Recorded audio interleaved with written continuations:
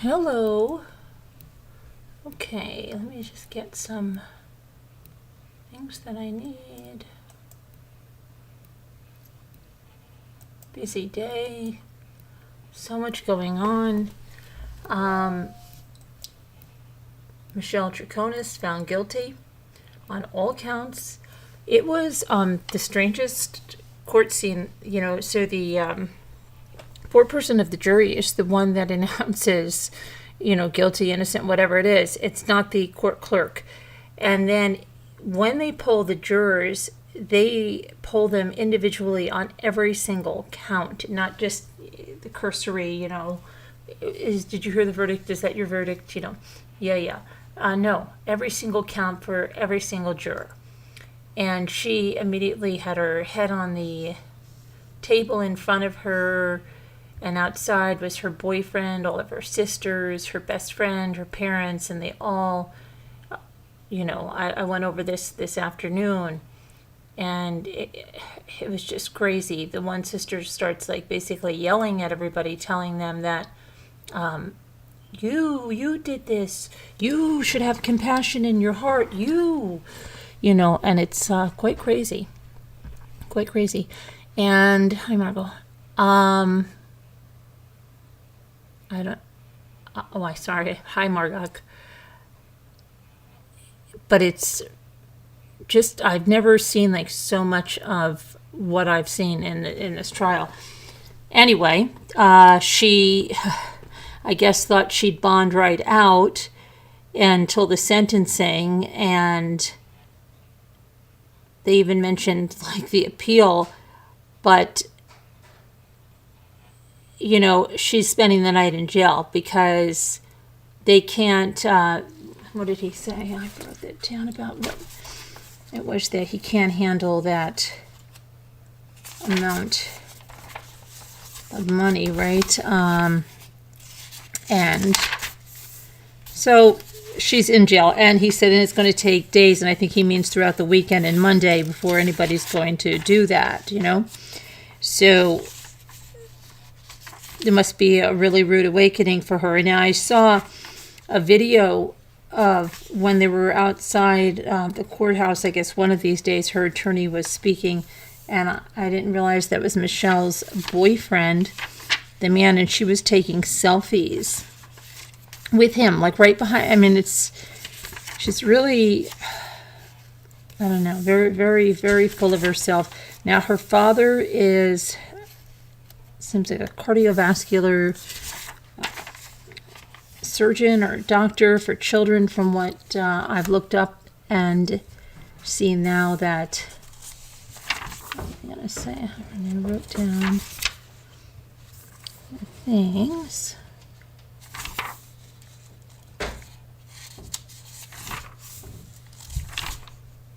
I'm trying to see what he said.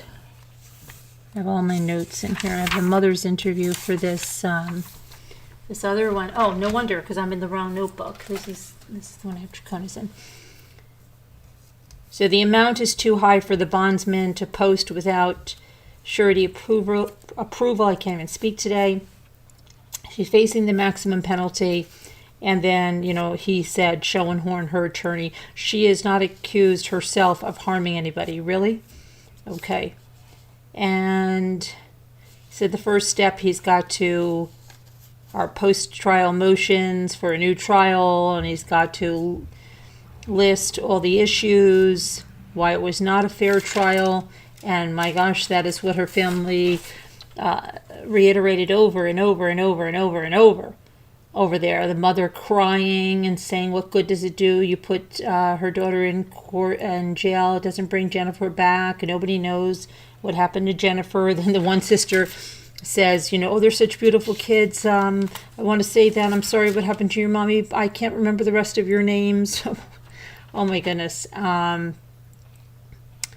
don't know. It was just, her best friend is screaming some kind of conspiracy because she wasn't interviewed.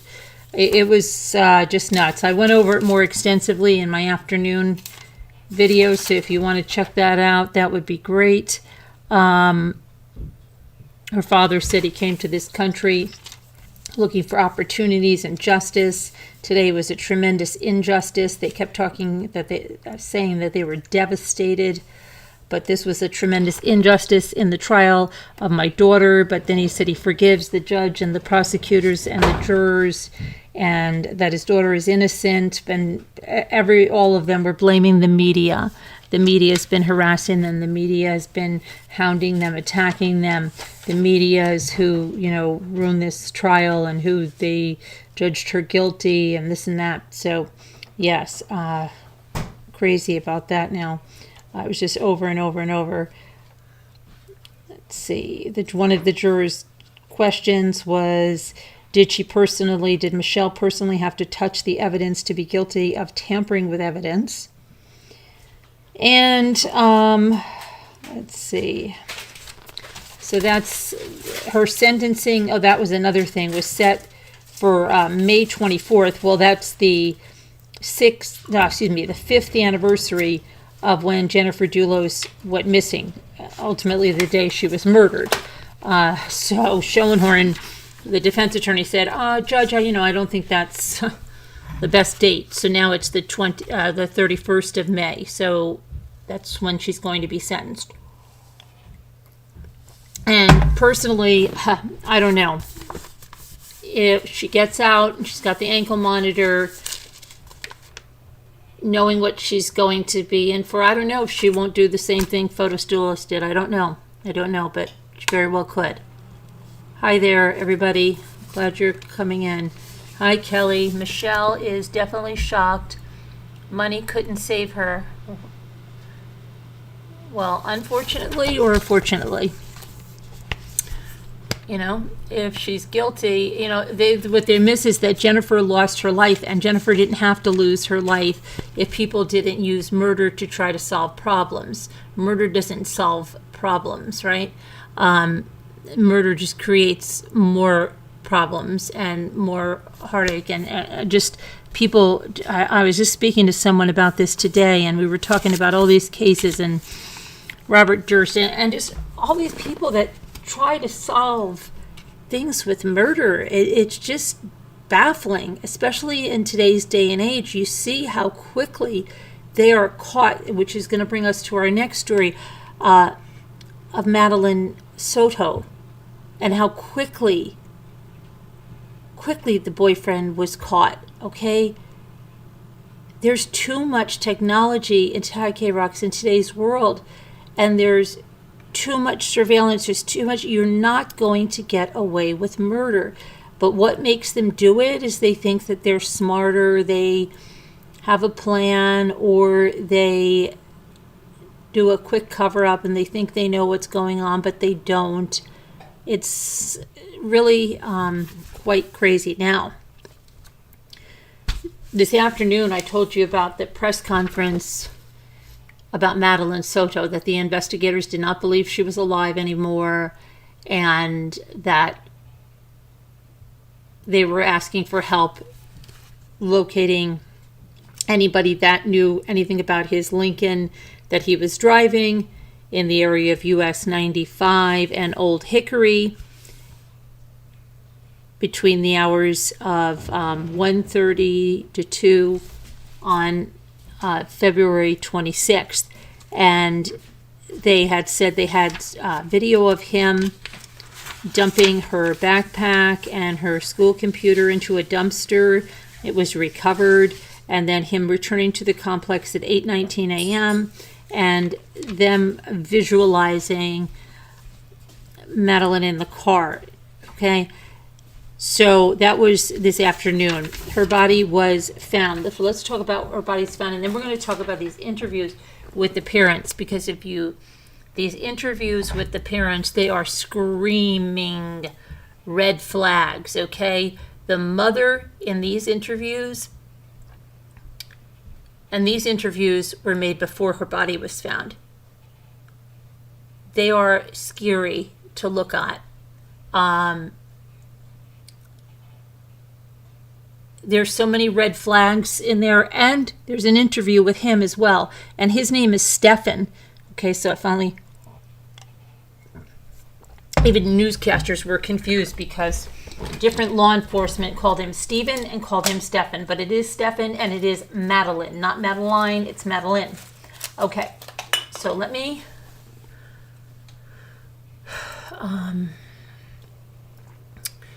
get the news here about the press conference and then the discovery of her body, and then we can talk about these interviews and all the red flags that I see, something not adding up. Okay.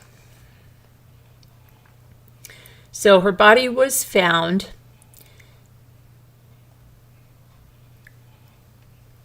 during this afternoon's press conference.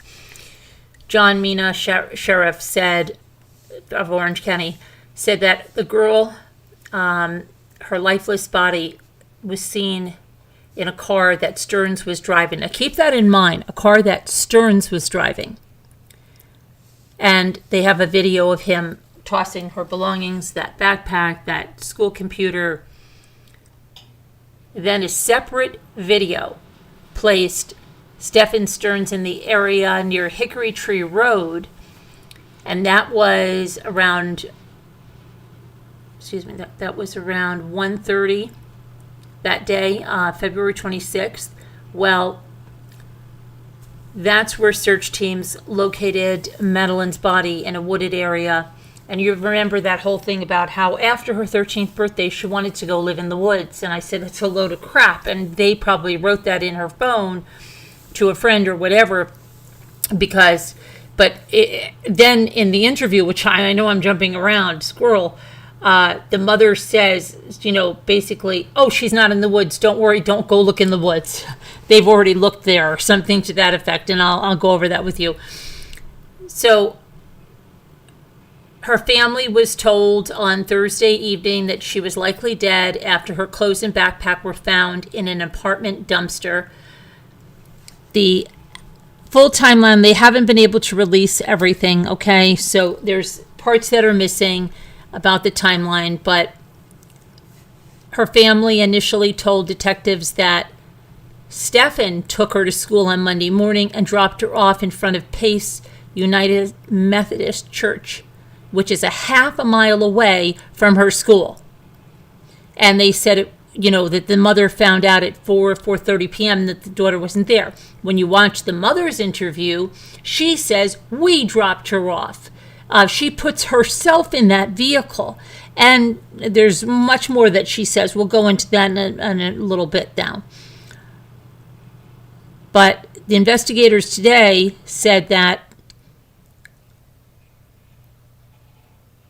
they believe she was already dead Monday morning when she was supposed to be dropped off, and that she was never dropped off. And that Stephan Sterns was moving her body around that morning. Because 7:35, he was throwing her belongings in that dumpster at that apartment complex.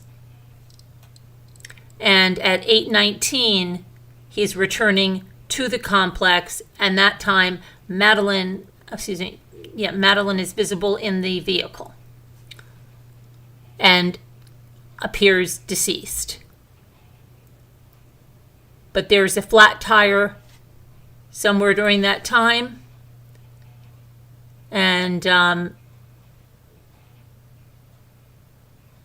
there was a heavily redacted affidavit that was released, and it showed that the family believed it was unusual for Madeline to be dropped off a few blocks from her school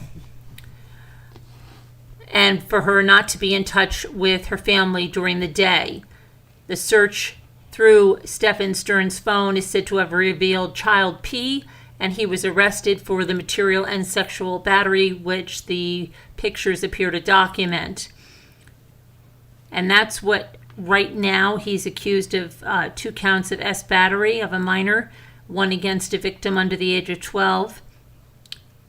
His affidavit and his crimes happened between March 2022 and December 2023. They didn't say if Madeline was a victim of those crimes, and he has not been charged yet in her disappearance. it's still all part of the investigation, and the sheriff did not want to say right now. Okay, so now I'm going to go over these interviews with these parents, which are just, hold on one second.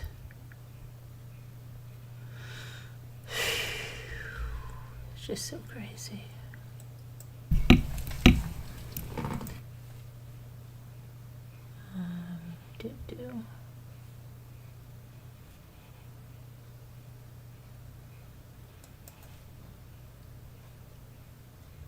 Oh my goodness.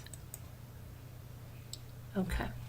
So here's what we have here. I'm going to go, a lot of notes in my notebook. All right. So the mother and father, she actually had 2 interviews. She had one with WFTV and then another one, let's see, I don't know what media source because it was a totally different person, but they actually, WFTV interviewed the both of them, and I think it's just been released, even though obviously with him being arrested Wednesday night, they had to have been interviewed before. But the mother, one thing you'll notice is every time she talks, her eyes go straight up. That's usually a sign of you're lying. Not always. I mean, you can't say what, but she was shaking like a leaf in this, and I don't know, her whole body was like just not shaking, like as if she was like, if somebody's not tapping their, like jiggling their legs and their whole body is moving, like it was really bizarre. Okay, and the first thing, they asked her name, and she says Jennifer Soto, mother, and when she was asked how she was feeling right now, she said, I feel like I can't breathe. All I keep thinking about is, where is she? Is she safe? Is she okay? But we're all a wreck. My entire family is a mess. We're just so worried. When she was asked, when did she first realize, or when did she file a missing child report? She says, we called the police at like 4:45 yesterday. So this was done on Tuesday then, the interview. And she said she actually went missing early that morning. Now, this is interesting. So she says we filed the report at 4:45, but she actually went missing between 8:45 and 9 in the morning.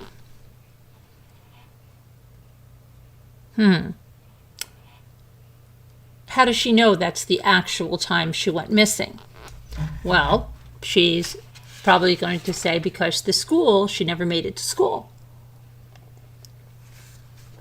But then she says there was video of her in this church parking lot. Because, let's get to her. She says she went missing. Then she goes, we had dropped her off close to the school. She wanted to walk the rest of the way. Now, here's the other thing. She put herself in that vehicle. Because when he has his interview, he doesn't talk about her being in the vehicle, the mother. She's putting herself in that vehicle. In another interview, she says, I dropped her off. Okay, kind of like she is protecting the boyfriend, right? Okay. She wanted to walk the rest of the way. Really? Okay, and she says, we dropped her off close to the school. She wanted to walk the rest of the way. I'm not sure what I'm allowed to share. So she's not sure what she's allowed to share. Let's see what else she said. Oh, she said, now this is interesting. So she says that she was spotted walking up by the church, by the middle school on cameras. They mention they don't say who they is. They saw her hanging out in the parking lot for a little bit and then get up and leave. They didn't see a vehicle or anything else. They just saw her walk away around 9 a.m. heading towards the school, but she never made it. Yeah, right, with the school. She claims, of course, in the other interview too, that she didn't know her daughter was gone until she went to pick her up, and she just was never in school, okay? And she just never made it, but she says they saw. There's a video they saw. Who's they? What does the interviewer say? Who's they? Who's the police? Who's they? Who has this video? Where did this video come from? Yeah, okay. Let's see. And then here we go. She said, the principal called me. They looked at their cameras, and I don't think they caught anything on their cameras because it's too far away from the sidewalk. Everything is too grainy, so they can't see specific faces. They looked. I'm just waiting to hear anything else from them. Okay. And then the reporter asked her if this was normal behavior for her, not to call, not to show up, text, or anything. And the mother says, well, she from time to time will leave her cell phone at home accidentally. And that's actually, what happened yesterday. She left her phone at home. She went to school, but that happens from time to time. She's got ADHD. Her memory, she's very forgetful. So yeah, there's no way to track her right now because the detectives now have her phone. But this isn't normal behavior, no. And when asked about the last conversation that she had with her, she says, we spoke about her birthday party. She had a birthday party on Sunday, and she had such a great time. I couldn't make it because I was working, but she had an amazing time. She was so happy with all of her gifts. I told her good night, and yeah, that was it. Then she says, I was the one who took her to school in the morning. That was my partner, but yeah. Okay, what? You were the one that took her to school, but that was your partner? What? Okay, just crazy. Then she was asked what was she thinking right now, and she said, now in my heart I feel like somebody took her. Okay, somebody took her. This isn't like her to just pick up and run away, or just not go to school. I don't know. I don't know what to think. Then she said she contacted friends, and the friends' parents, and contacted them all and reached out to them and have not come up with anything. And then she says, I've seen a lot of posts on Facebook, Hunter Creek, and on Rants and Raves. I guess that's a page by them. And then she said they were going to conduct some type of search party. A lot of people have asked me to volunteer, if there is no one there. I'm talking about passing out. They're passing out flyers. They're going to every store in the vicinity, gas stations, churches. She thinks people are being stopped in the street in front of the school to see if they've seen anything, if they've heard anything. And she said, this is all going on right now. And then the reporter said to her that as a mother, this is a lot. There's a lot going on in your brain. It's so much. And law enforcement told you what to share. And she said, the detectives have come out. They've come out to interview us. They took a piece of her clothing for the canine dog to see if they can sniff her out. I'm not sure when that's being done. And the reporter asked if she had any inkling where she could possibly be. Okay, and she said, well, last time I went to work and came back, she was at James's house or Sabrina's house and maybe forgot to check that house, or she played at this one last week and maybe she went back there or something like that. But we've looked everywhere we could have thought, and anywhere she would have been, she would have known to wait for me at the school. But we did check if she could have walked to my mom's office is close to the school. We checked there. We checked the walking paths that she could have taken. We've checked all of her friends' houses. I think we've checked everywhere. I could honestly think of,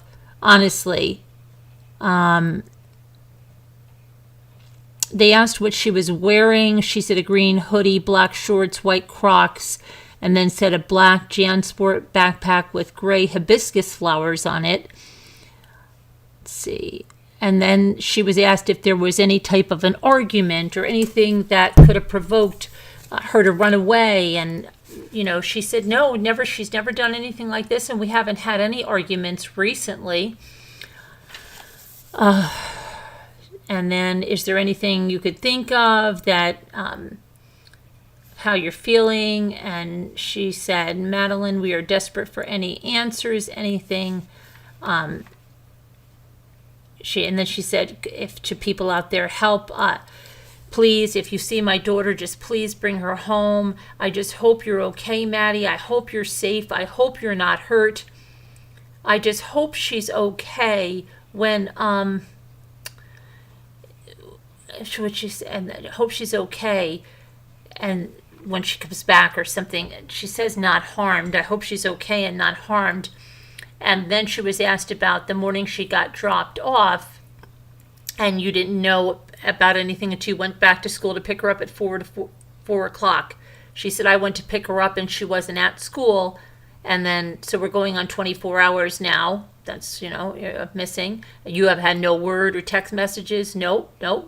And anywhere from, I've looked at all of her social medias, I've looked at all of her games she could play with, I've looked at all of her apps, no weird conversations, nothing was strange, just thick conversations with normal friends. And she said she knows how to get home by herself. If she could even take a bus or an Uber or something like that, she would know how to get home. And what else did she say? She said, I'm thinking if someone got in the car with her and if she pointed the way, she could probably figure out how to get home. Okay, so then she, then they got him on, and he says, his name is Stephan Sterns. And the reporter said, you seem really emotional right now, because he looked like he was trying to make himself cry, but he really didn't seem to be crying. And he said, I dropped her off. Everything looked fine when I drove away. So last time we saw her, what were the conversations? Oh, that was the last time he saw her. Then the reporter said, what were the conversations you had in the car that morning? And he said, well, she was asleep for most of the way. Asleep? Yeah. He said, I told her, have a good day at school when she got out, and then I love her. And she said, thanks, love you too. And the reporter said, I was told this isn't normal behavior. She's not the type that would run off. And he said that the boyfriend, the mother's boyfriend, we're scared. We just want her home.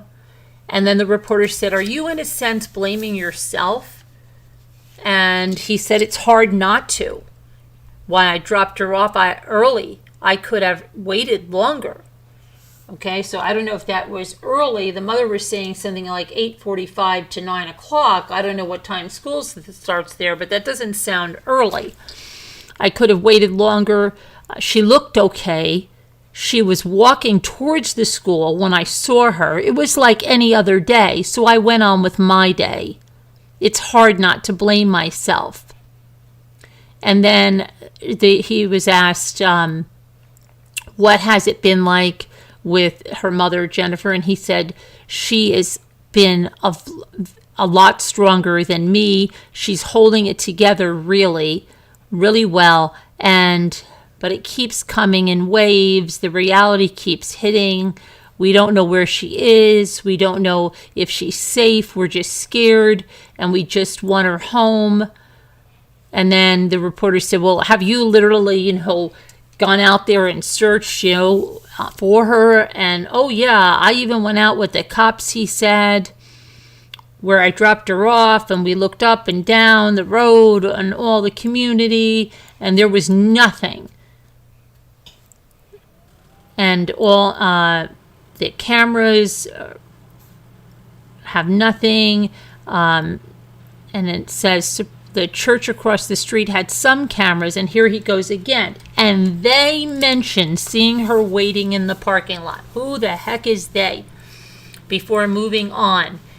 And that it was grainy. It was, they've got their stories matching, okay? See, but the grainy footage was from the school with the mother, so they've got the grainy footage down there.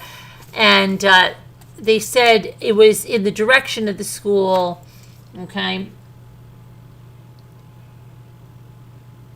And that, let's see, how did she look? She looked, she seemed happy.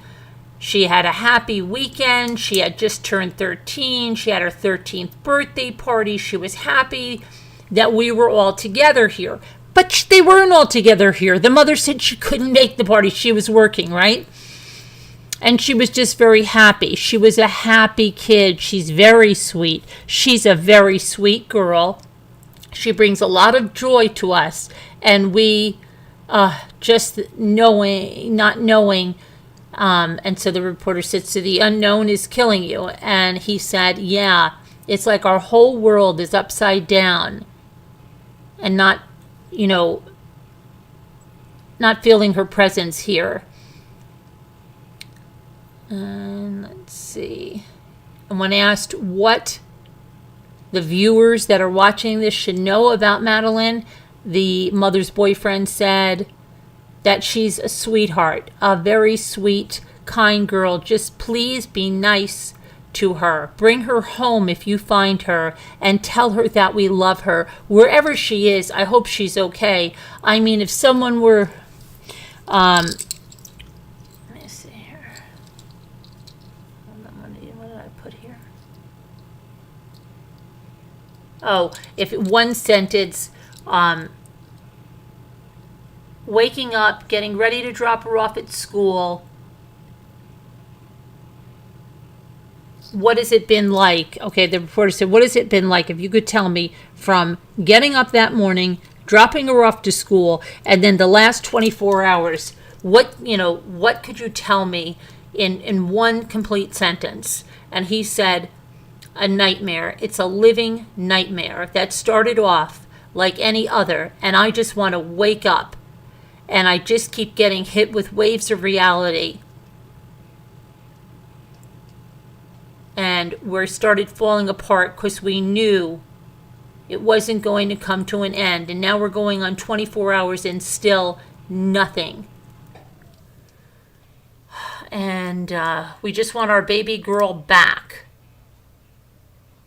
And that was the interview. Then, let's see, he was arrested that next night. I don't know if any of you saw the mother's interview, but it's very unsettling. I don't know if his interview, yeah, very unsettling as well. Have any of you seen that interview?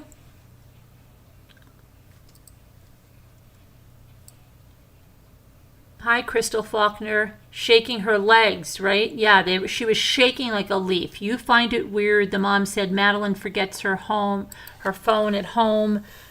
Yeah, they're right. and from time to time, and she did, yeah, very coincidence. But I also heard reports that that phone was not readily found, like it was, I think, tried to be concealed when investigators went to the house or something. I mean, there's so many different conflicting reports. Hi, Lulu, you did see that interview? Sounds like the female version of Don Wells. Well, as it works, someone must have took her, yada, yada, yada.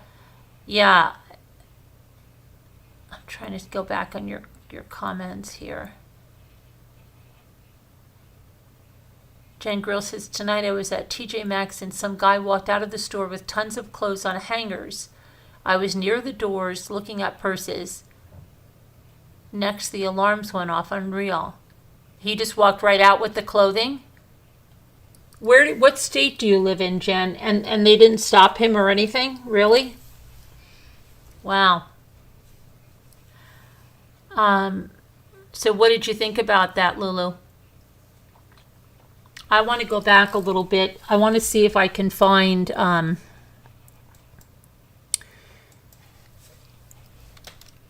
some things on the mama there, because a lot of things are not adding up at all.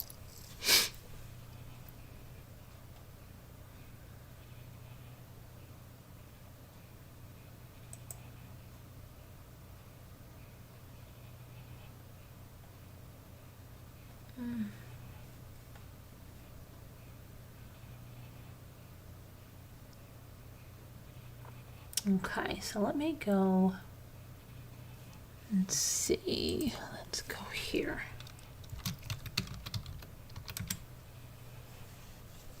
I believe this is her. Yeah.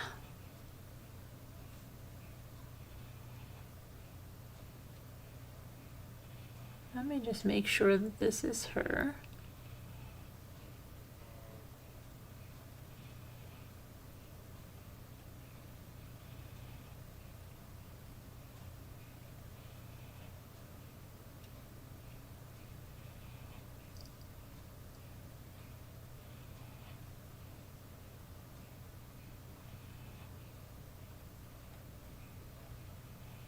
Trying to see if this is her.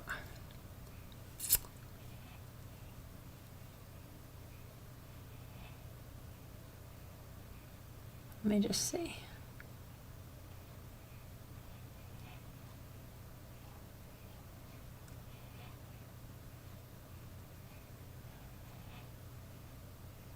No, I don't think this one is. Looks very much like her.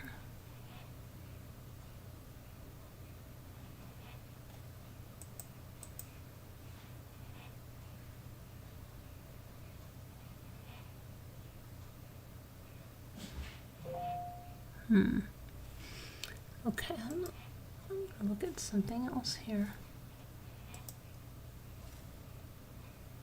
I want to look at some stuff right over here.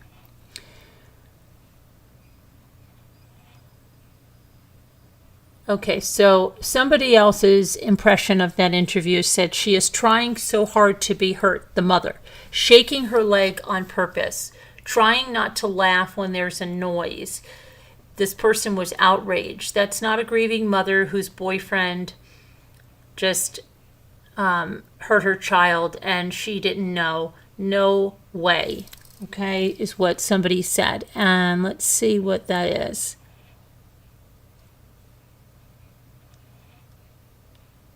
I noticed her trying not to laugh at noises. It was very strange behavior. Someone else said it scared them how convincing. They thought he was convincing, that they would have believed him. I don't feel that way. Now that wait, she was in the car too, then she knew she was already deceased. How can you lie and say your daughter walked to the school? People are saying, where is she putting herself in that car? But you have to remember she was putting herself in that car before any of that stuff came out. These interviews were done before. Hold on, I just got to turn on. It's getting cold in here. Hang on. I'm sorry. Before any of that was released about seeing those videos. So she's putting herself in that car.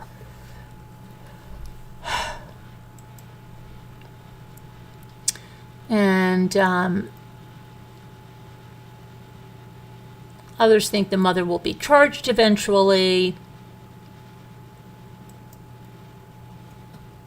And he spoke in past tense about the child a few times during that.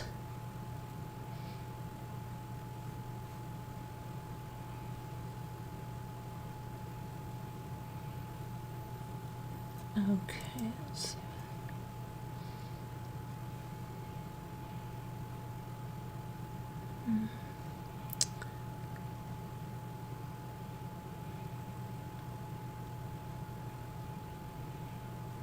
Okay, so most people do not believe that the mother didn't know everything that happened. Now, does that mean she knew about the content that was on his phone? He tried to do the factory reset. Was she involved in that? Was she a party to that? I don't know. It's very, very strange. And I will tell you what is really strange. There is a Facebook group, okay? Believe it was started by family members. I'm not sure who. And they literally are like turning off the comments and are like, you can't say anything about anything in there. It's ridiculous. I just had to leave there because it doesn't, like, they're just not even dealing with facts of what happened or what's been said out there. It's just very, very strange. Very strange.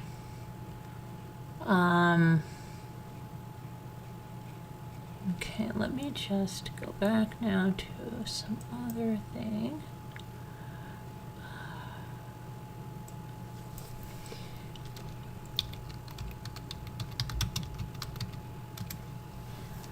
Okay.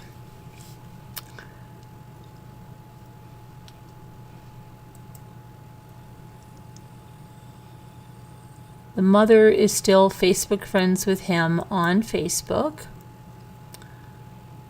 Okay.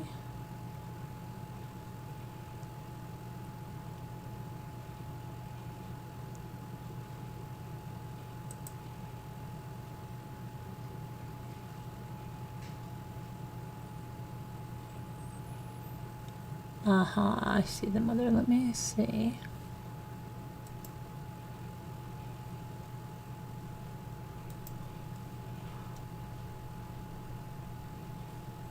Somebody said they were suspicious of the mother. Her story didn't add up. Obviously, it doesn't add up. It was very confusing. The emotions didn't add up. It seems she was coached, or does she know more? Either way, it seemed that, she knew a lot more than she was saying. And let's see. There's lots of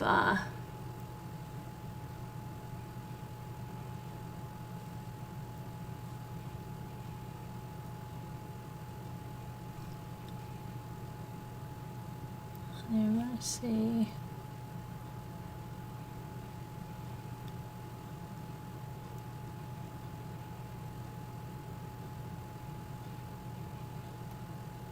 Okay, so let's see.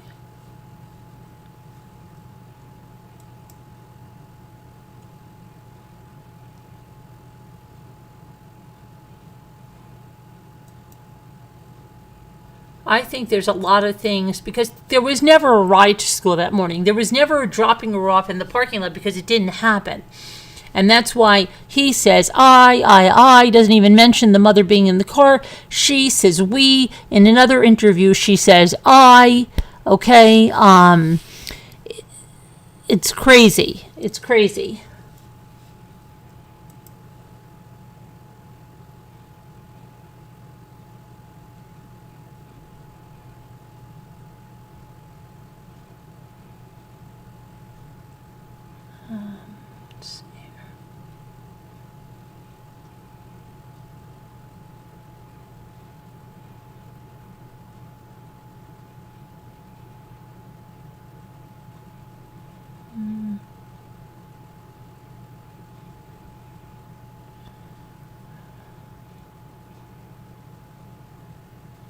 Okay.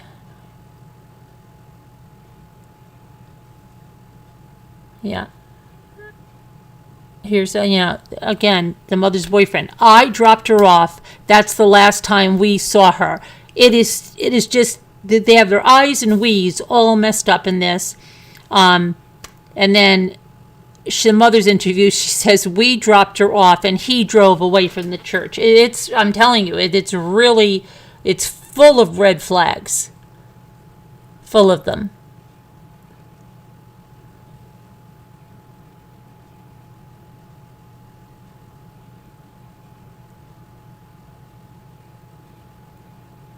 Okay, and I bet you she's probably locked down, but I'm going to check. Just hang on a minute.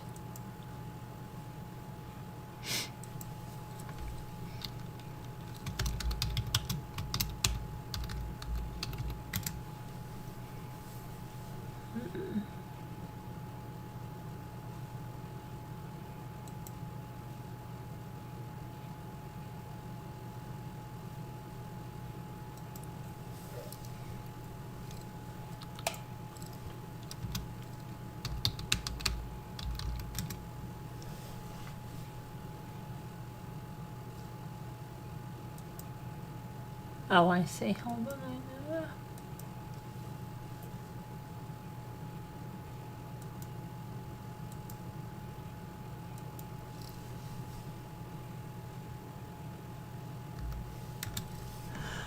Okay, let's see here.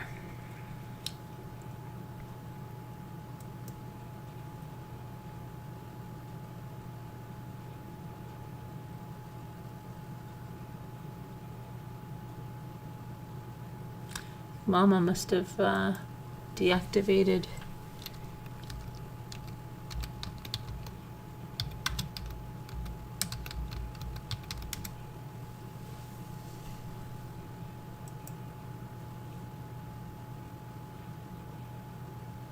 Here she is. Okay, let's see. All right, so let's go to, this is public again, public Facebook page of the mother.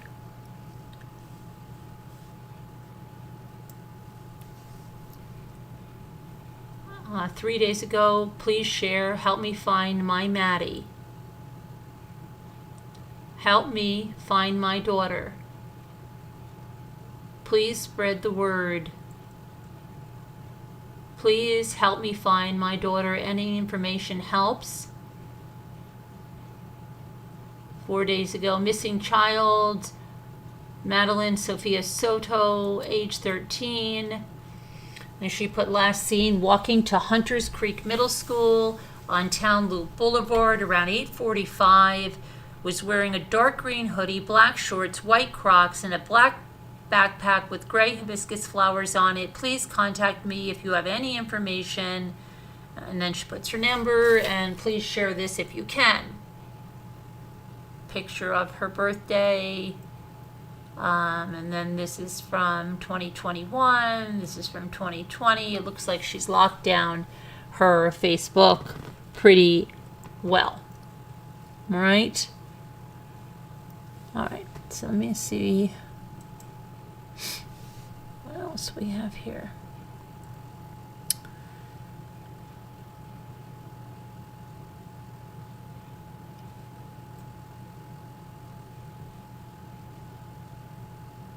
Okay, so timing, yeah, seems kind of sketchy. Like there's a big blocks of time that are not accounted for. They 7:35, that's when he's dumping stuff in a dumpster, but then they say 8:19, that's when he's returning with her body in the car. And then the next time he's seen is 1:30 in the afternoon. What's going on, right? But again, when we see discovery in this case, and when we see all of the crime scene notes, etc., the timelines from the officers, when that's released to us, it's going to fill in a lot of gaps. They're not giving out all this information for a reason. Okay.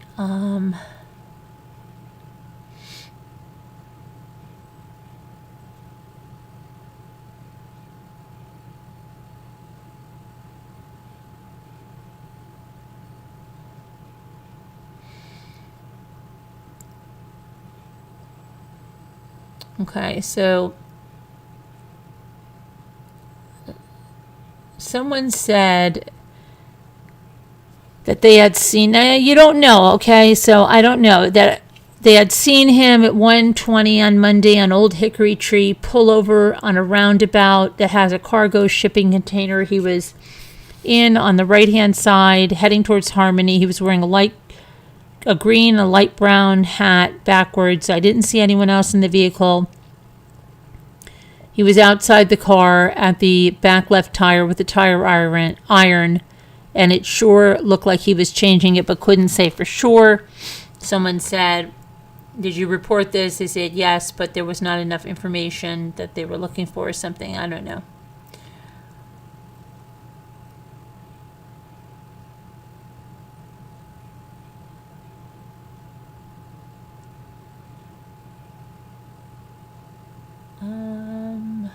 Let's see.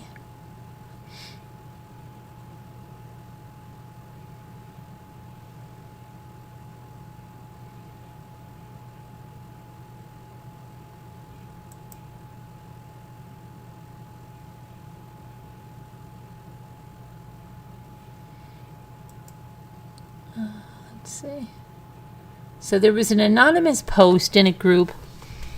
Okay, but it was, let me see here. And someone said, I am here locally where this happened. It's been the talk of the area the past several days. I know people who know her and her family and have discussed this case with them. I can tell you the mom 100% is not involved at all. They're saying that they believe that this anonymous person was the mother that wrote this. And it says Madeline was very loved by her family. They had a birthday party for her with the family on Sunday. Jess, the mom, is devastated, but it's Jen.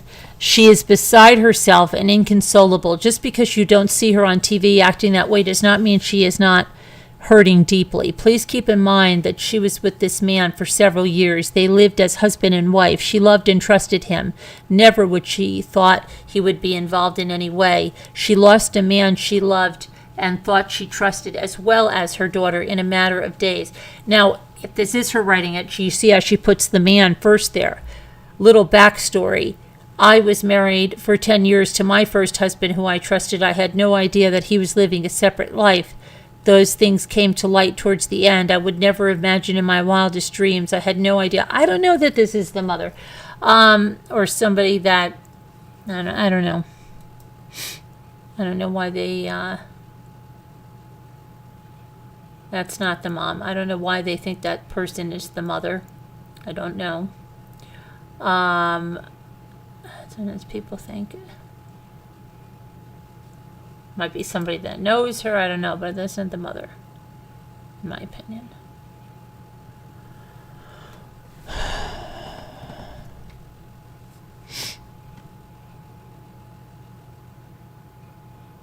Okay, and this, let's get the area that where she was found up here.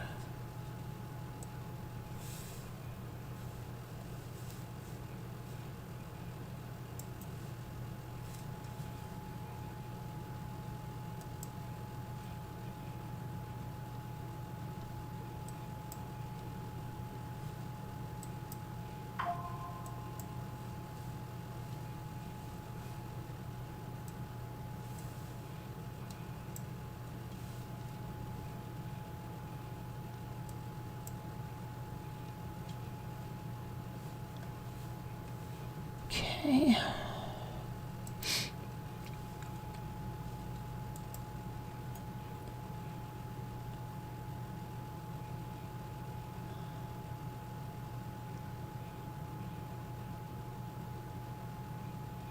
See, I'm just seeing if there's any. Oh, hold on a minute here. What is this? Hold on, just let me take a look at this here.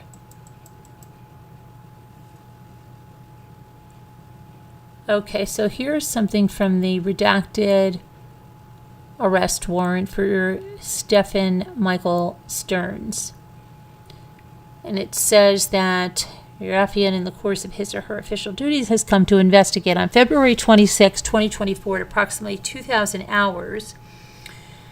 Redacted was reported missing by her mother. The mother advised her daughter's stepfather, well, I don't even think they're married, but Stephan Sterns picked her up from home and dropped her off at Hunters Creek Middle School.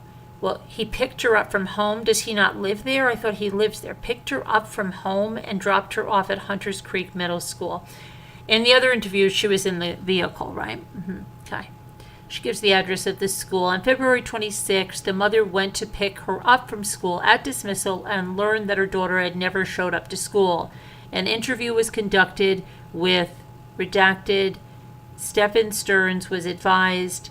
He picked up Madeline and dropped her off in front of Peace United Methodist Preschool, Town Loop Boulevard, Orlando, Florida, which was down the street from the school at 8:40.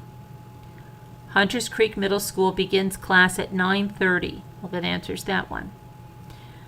A license plate reader captured Stephan's vehicle with Florida tags driving, and it's redacted. During the interview with Stephan, he provided consent to search his phone. Hold on a minute, I have to make this smaller. However, he stated he had accidentally performed a factory reset on his phone on February 26th, the same day that Madeline went missing. Isn't that convenient? Really?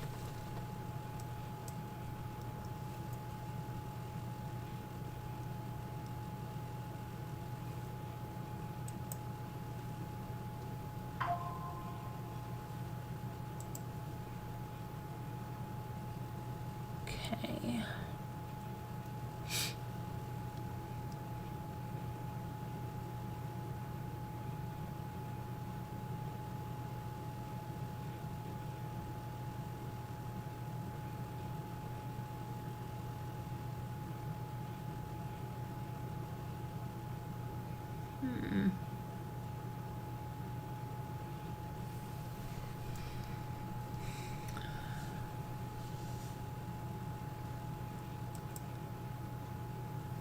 Okay. Now, her father, I think, lives in Texas and was just got to Florida.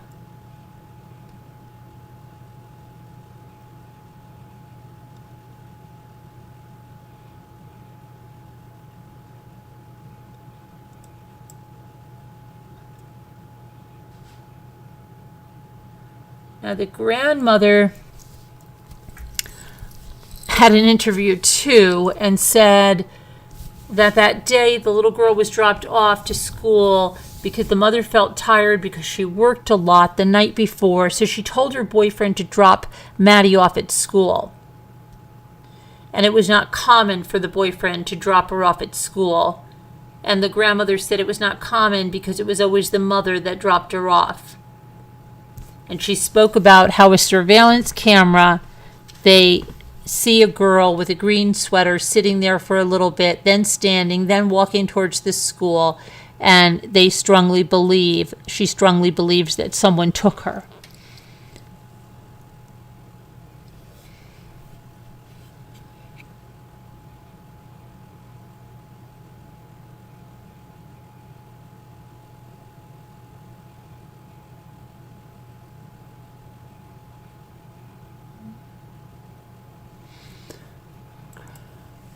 Is he stop here?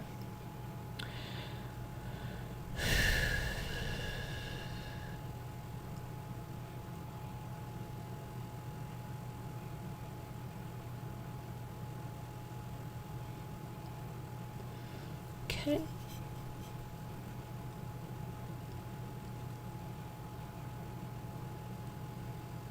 Oh, and then the mother said her sister saw that video, but not her. Yeah, wouldn't you want to see it if that was your child, right? I don't know what this is. Let me just see this.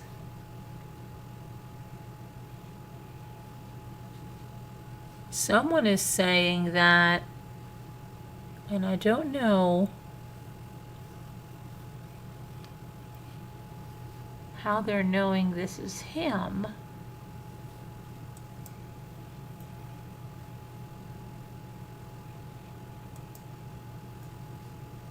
Let's see this.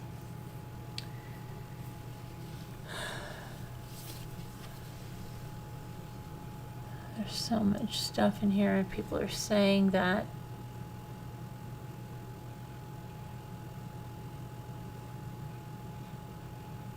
he was commenting on posts written by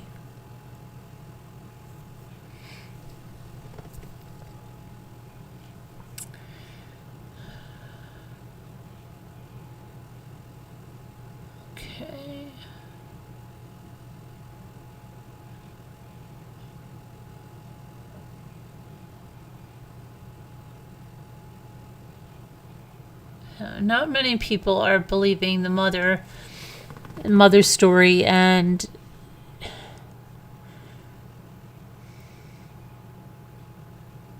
okay, so let me just see 1 second here.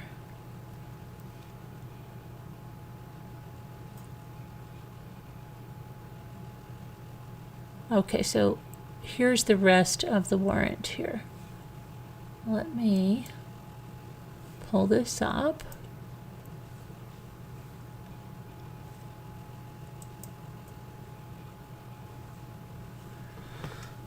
Okay, where's this so I can pull this over?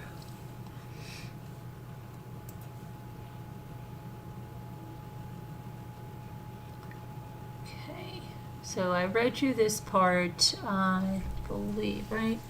Let's see, the mother advised her daughter's stepfather, Stephan Sterns, picked her up from home and dropped her off at Hunters Creek Middle School, and it gives the address. On February 26, 2024, the mother then went to pick her up from school at dismissal and learned that Madeline never showed up to school. An interview was conducted with Redacted and Stephan Sterns, who advised he picked Madeline up and dropped her off in front of the Peace United Methodist Preschool, which was down the street from the school at 8:40 hours. Hunters Creek Middle School begins class at 9:30. A license plate reader captured Stephan's vehicle with Florida tags driving Redacted. During the interview with Stephan, he provided consent to search his phone. However, he stated he had accidentally performed a factory reset on his phone on February 26, 2024, the same day Madeline went missing. After an extensive canvass of the area and interviews with Redacted family and Madeline's family and friends, it was unusual for Madeline to be dropped off down the street from the school and not stay in communication with family and friends. Upon reviewing the contents of Stephan's phone, several images and videos were located, which depicted and Redacted, and it has, body parts, private parts, as a focal point of pictures and videos, very disturbing. There were pictures and videos depicting Redacted, again, private parts and mouth. It's horrible.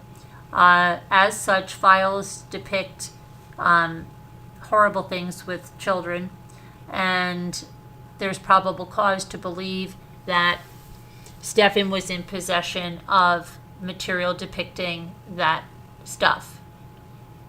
Okay. There was a particular marking, and it's looking like they could tell it was his body part due to a birthmark or whatever it had, and several pieces of clothing, sheets and stuff that appear to be from the house. And based on all of that, he then is arrested. Okay, and there he is. He's 6'2", 220 pounds, with black hair, brown eyes, and S battery and possession of material of S. Performance by a child. Really unbelievable. Okay. So, yeah.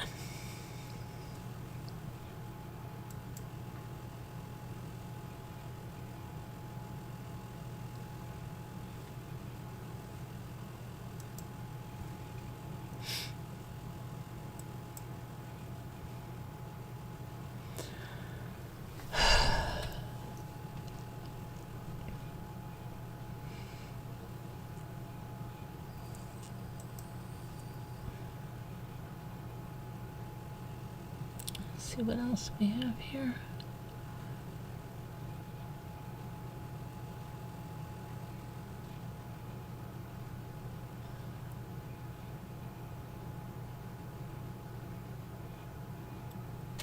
Okay, so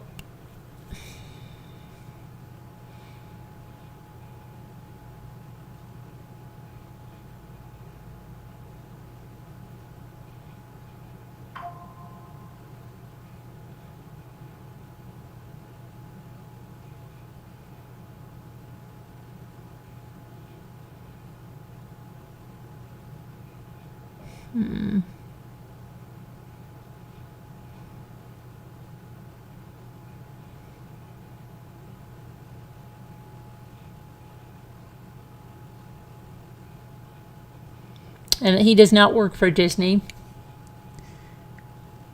Just saying.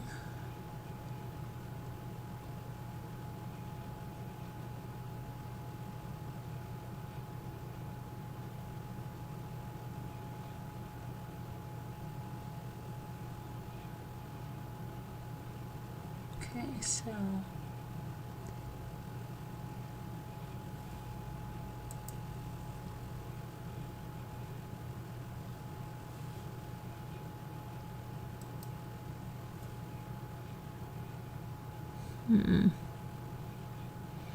all right, I want to look at another place. Just hang on one second.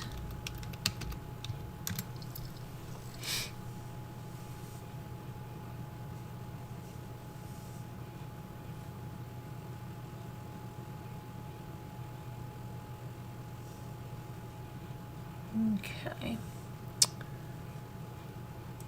Let me look over here.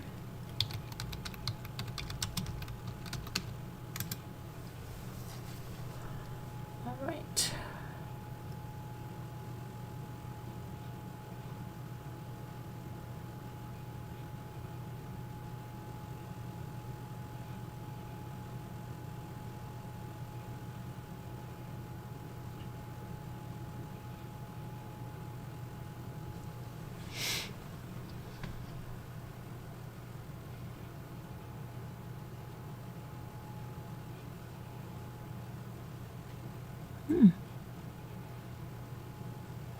Okay, let me see here.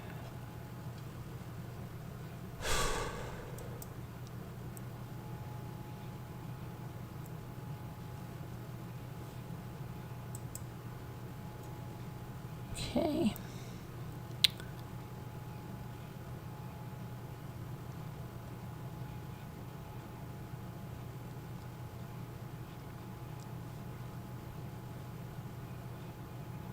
See, people are saying that he's active on a forum and they're putting out a name, but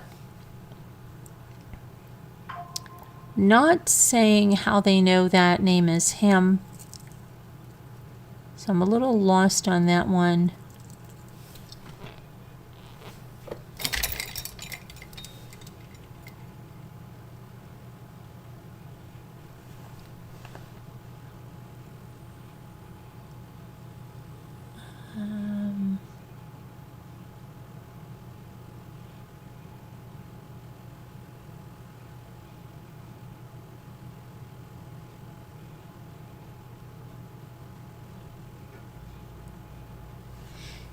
Okay.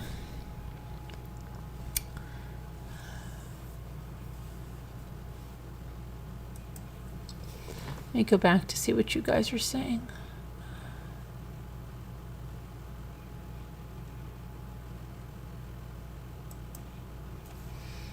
Okay, so I'm back over here. Hi, everybody.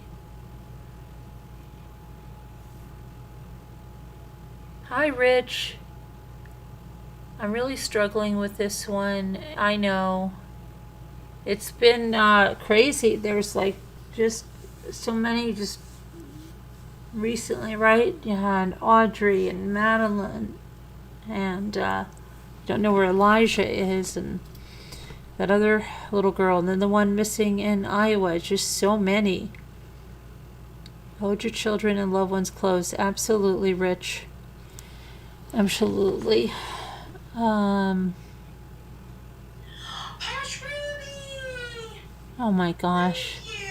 I can't, hold on a minute. My phone just flew on. I don't know what the freak. This thing drives me insane. I can't stand this. Thank you, Posh Ruby. Everybody What the heck? There's this forum, and you can have it on mute, and then if somebody new comes on, they just come flying on. Okay, so let's see what we got here. Sorry about that. That was Kim Hartford said, I just wanted to say that I love your channel. I love your voice. I wish I found you sooner. Kim, thank you very much. I appreciate that, and I'm glad you found the channel. How did you find the channel? Love to know how you found the channel, but I'm glad you did. Stick around. Princess Valhalla, we have a lot of new people in tonight. That's great. I just noticed my notifications were somehow turned off, so I've been missing videos. I just went to the main page to see if I had missed something and caught this live. And I also fixed my notifications. Yeah, I think a lot of people are not getting notifications. Check to make sure that the little bell when you subscribe says all notifications, because YouTube is really bad about that. But I appreciate that, Princess Valhalla. Thank you for doing that. Thank you for joining us tonight. And this case is just really horrendous, but I do think that the mother is more involved. And I think that my own opinion, that there will be charges soon for her. Okay, now let me look at something else here.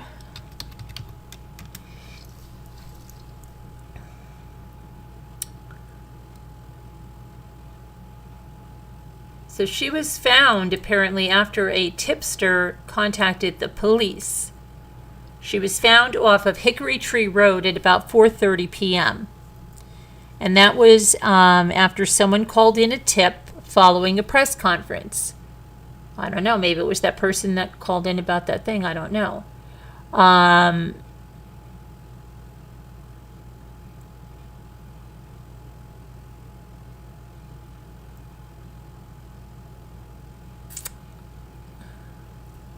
Sterns was spotted Monday afternoon between 1 p.m. to 2:30 p.m. driving that 2010 Lincoln MKZ with the license plate IYLL 82. And that was around Route 192 and Old Hickory Road and Nolte Road. During that time frame of his travel, they think he might have gotten a flat tire and stopped to change it. Now, it could be because someone saw him, like that person said in that group, with the tire iron and doing that. At this time, they say Madeline's mother is not considered a suspect in this case. Well, we don't know about the validity of that, do we now? They will say that. They don't want to let somebody know something, but I don't know.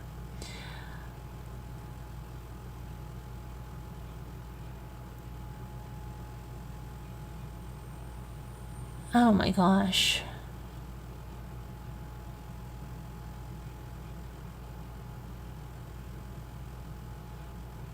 Wow. Okay, here's some other things that we can go over. This woman here.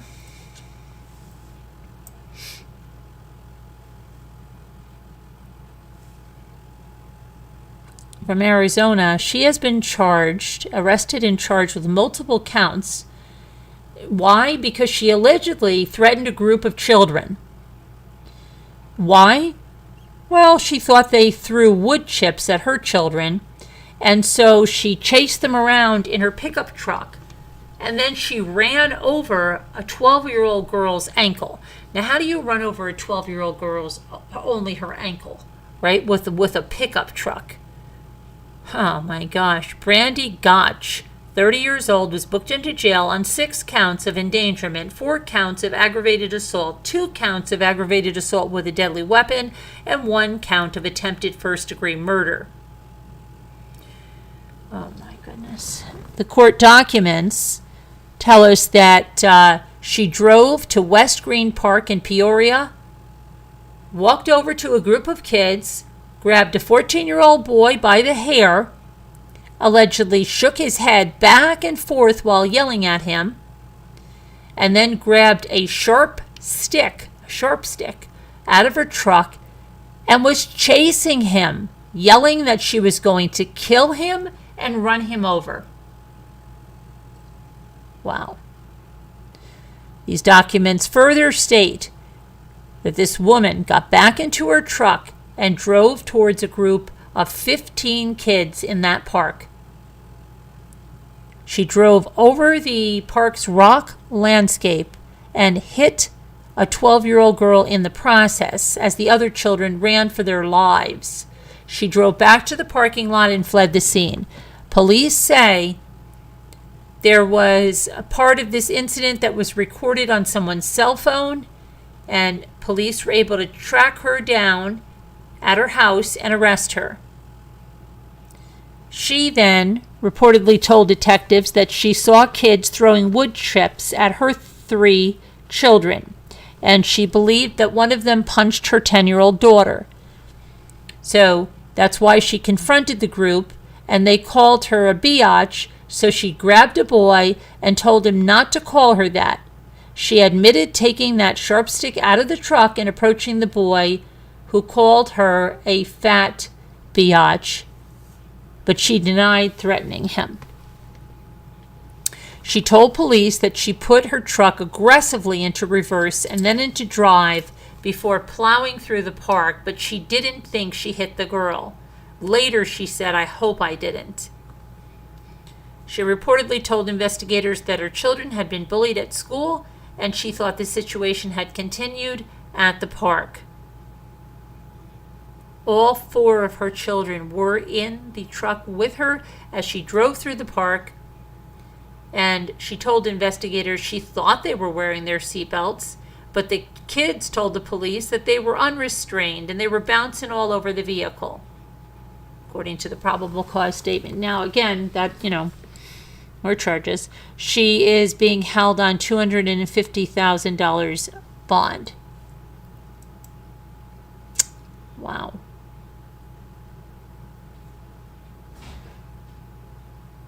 Okay. Applebee's.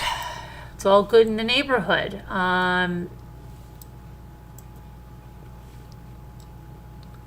The father of 2 New Hampshire girls who were the subject of an Amber Alert on Friday has been charged with the murder of the girls' mothers. The girl's mother.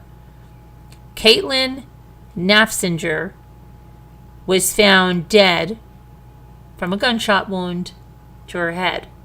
She was found dead in a Berlin apartment at about 10:30 p.m. on Thursday. Finding her led to the Amber Alert for 4-year-old Elowin and 13-month-old Valen, and the search for their father, 37, just like that other guy, Dustin Mark Duran. Police say he should be considered armed and dangerous and caution you should not approach him. But about 11 a.m., outside Applebee's in Keene, 170 miles away, several people saw Duran's vehicle and reported it to the police. Video from one witness showed police ordering Duran out of the vehicle.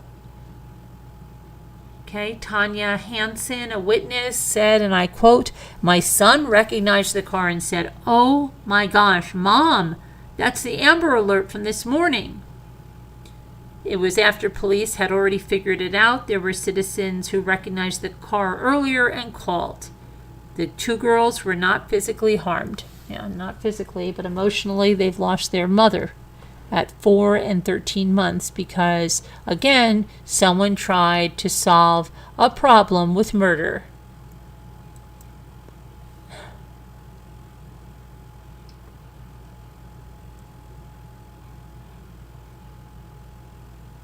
Okay, let's see here.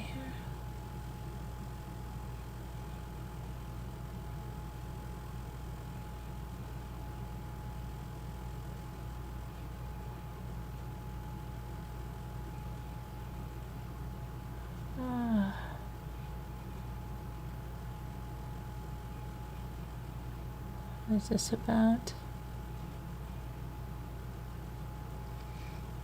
And these were the two girls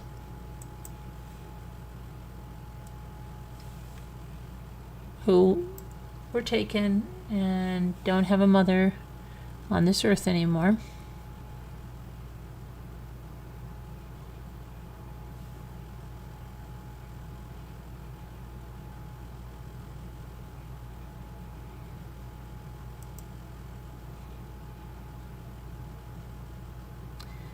Okay, let's see what this one is. Who is this guy? Adam Lee Price, 38. Wow, this is like...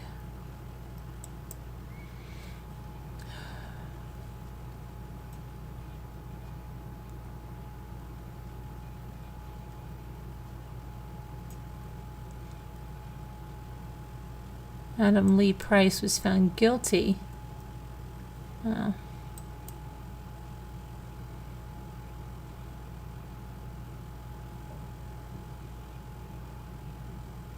Oh, this is crazy. He would do it again.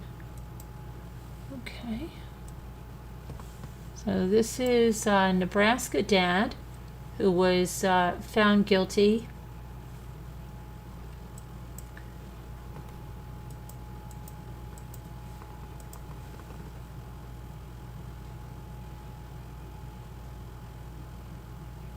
Let's see. He'll spend the rest of his days behind bars for the murder of his two children. He smothered them, and then he staged it to make it look like they were sleeping by putting them back in their beds.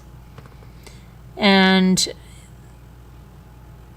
prosecution said this is undoubtedly premeditated, and a jury just deliberated 2 hours, a little over 2 hours, before finding Adam Lee Price guilty on 2 counts of first-degree murder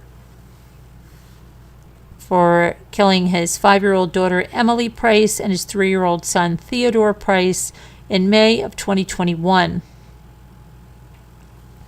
He's going to be sentenced on May 6th, where he will likely be sentenced to life in prison without the chance of parole. Let's see here. The officers from the Bellevue Police Department testified that they apprehended him in California several days after the children's bodies were discovered inside their home in Bellevue, Nebraska. The surveillance footage showed him the day of the murders going to a bank near his house, withdrawing out a large sum of cash, going back to his house, and then going to California. After he was arrested, he confessed to planning and committing the murders during a 7-hour-long interrogation with detectives.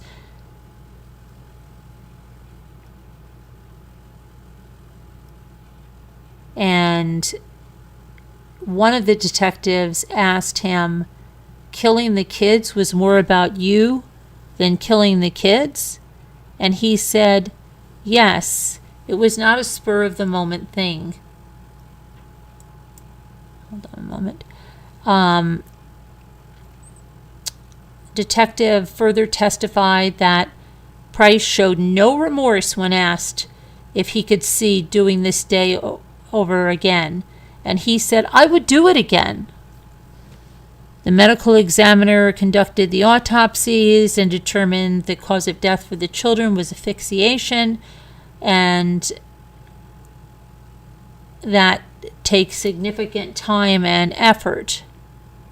Medical experts say it takes about 1 minute for someone to render unconscious, but then about a minute or two after that to die from smothering. Officers were responding to a wellness check on the evening of May 15th and the early morning of May 16th. The children's mother, Mary Nielsen, was concerned, and she called 911 because she had not heard from the kids for several days. She and Price were divorced, and they shared custody. Now, again, custody battles. Unbelievable. She was asking if anybody had heard from him or seen the kids or seen him on Facebook. Please let me know. He's supposed to contact me every day when he has the kids per court order, and I haven't heard from him in 2 days. She wrote that on her Facebook post. Children were supposed to be with him in Nebraska for a week-long visit. And then the police were called back to Price's house for a third time on May 16th when a neighbor found the children after walking into the unlocked house at the request of the mother. He was not at home when the children's bodies were found, and he was located later in Pacifica, California. That's where he was taken into custody, arrested, then extradited to Nebraska.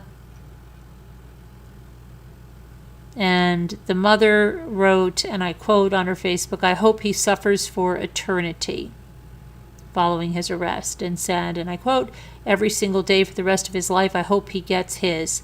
I'm so sorry, Emmy and Teddy. You didn't deserve this. Your mother didn't deserve this."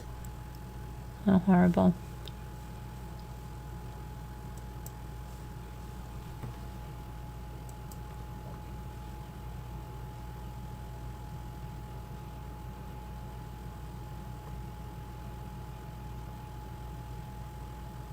And I wanted to go to Elijah Vue because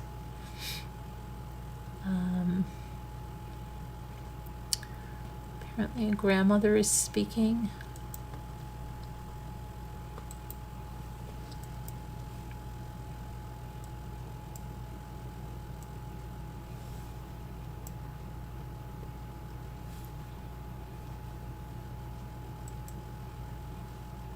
Okay. The grandmother of 3-year-old Elijah Vue is pleading with the police and the public not to give up on finding him. Leah Vang and other relatives made a tearful appeal for help earlier this week following the arrest of 3-year-old Elijah's mother, Katrina, and her boyfriend, Jesse Vang. Elijah was last seen on February 20th at an apartment in the 3900 block of Mishicot Road. Police say no other family members or associates were in the area at the time, but Vang was arrested after his disappearance, along with the child's mother, Katrina Bauer. Criminal complaint said that Vang reported the child missing, claiming that he brought Elijah into a bedroom with him. Right, he fell asleep. He told the child to pray, which he had to do was stand by the bed for hours, but yet when he woke up 3 hours later, he couldn't find the child and then reported the child missing. She says, "I want my grandson to be home with my family." Now, she has the same name as the boyfriend, so I don't know about that. Said at a news conference, "So I want everyone to continue, don't stop searching for my baby Elijah." Let's see. And I just don't see much happening or much being said, but by some miracle he's found alive somewhere. Okay, now let me go back to where you guys are over here.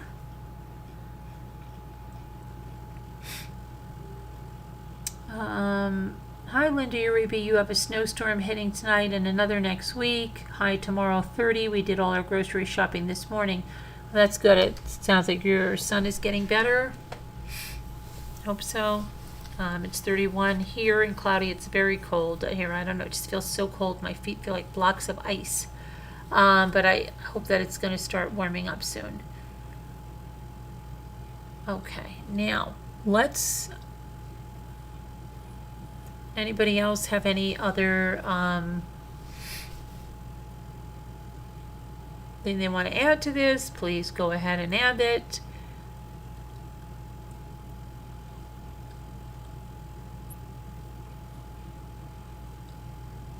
It just seemed like I want to take a look about something else here.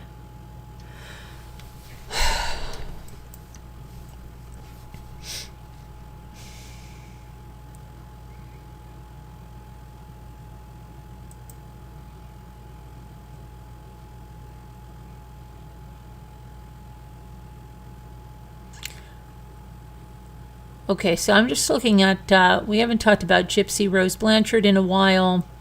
There were some pictures that looked like she wanted them to get out of her going into a hospital, perhaps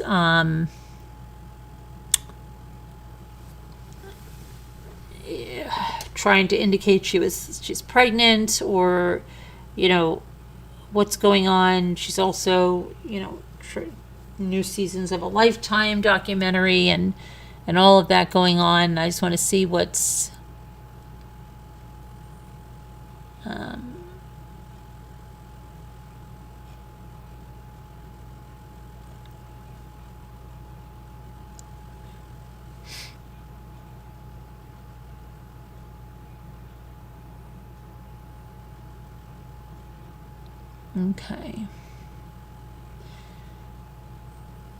I don't know what they're saying.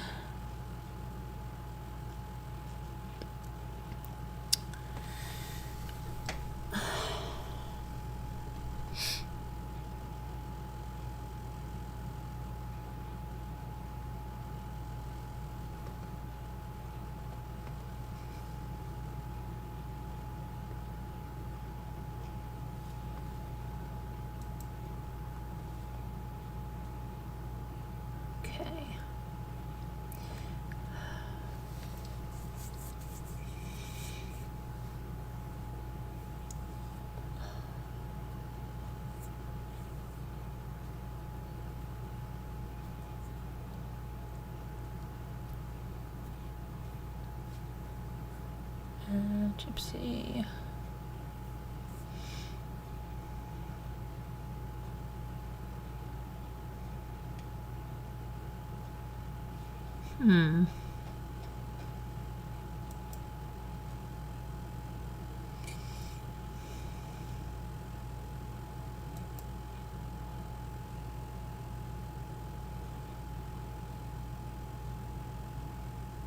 Not really much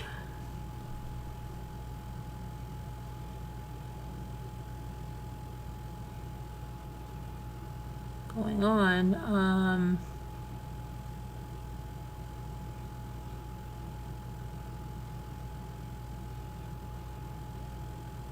No, let me look at one other thing over here.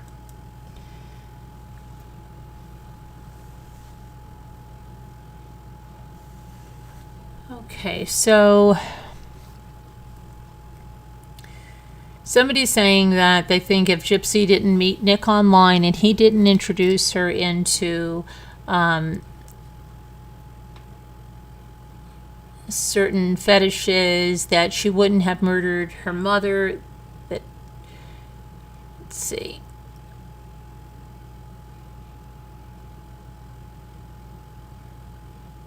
But now people have said, wait, she was into that before she met him.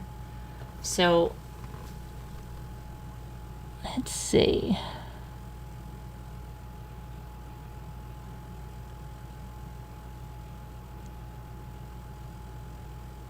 So apparently it was said by Dan that Gypsy introduced him to that. So.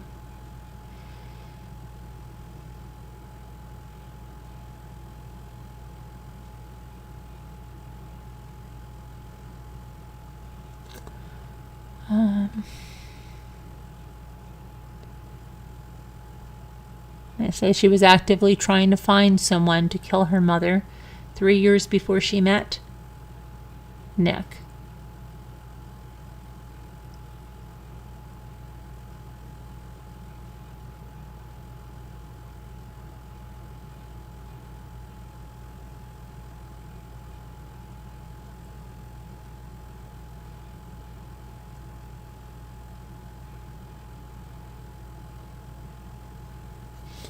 Okay, let's see.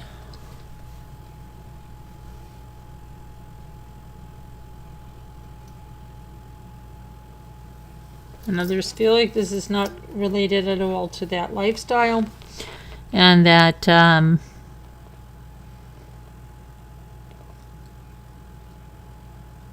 don't know. Yeah, that's just wild, wild speculation.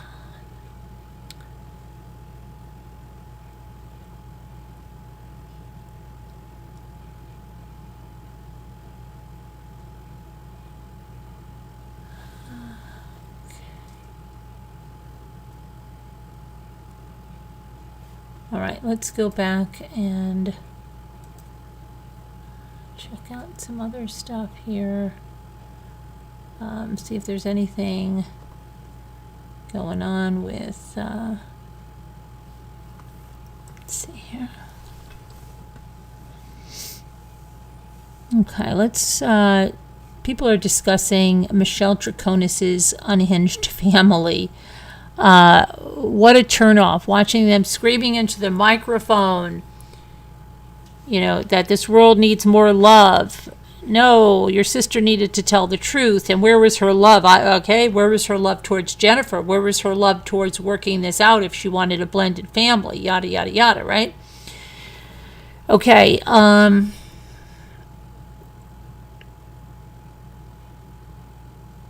apparently they're saying that the mother may have some medical fraud charges. I don't know about that, but I can definitely look into that.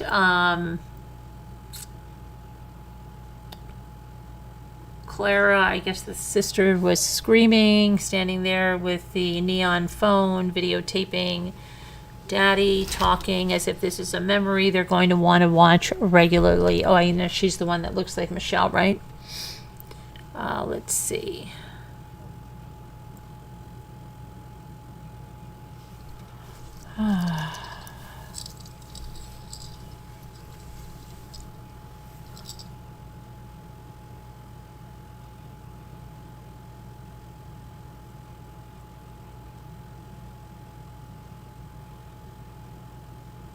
Tantrum, let's see. Never seen anything like it.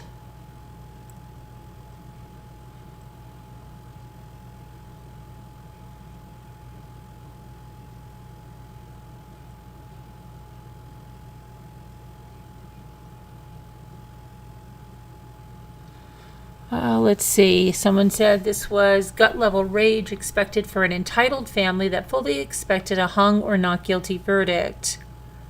There's plenty of evidence. She also seems to have uncontrollable rage that a prior attorney let her speak to law enforcement. There's no walking this back. Before social media was scrubbed, there was plenty of Michelle speaking in articulate fashion in business and social functions. She actually took her multilingual abilities as a point of pride.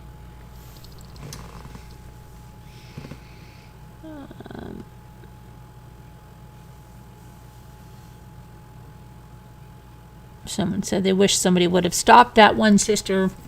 I thought they would too. They did not.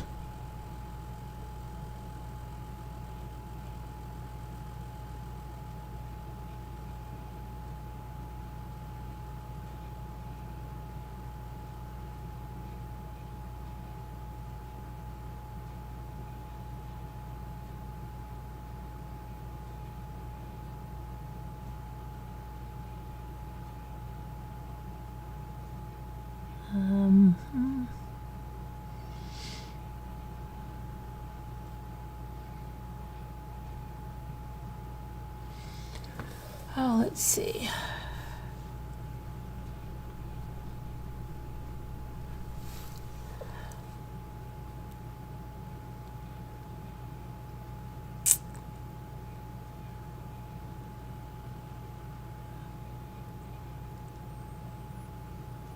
She's in jail over the weekend and expected to be bonded out by her family early next week.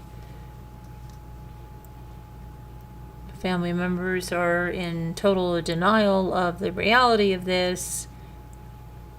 Let's see.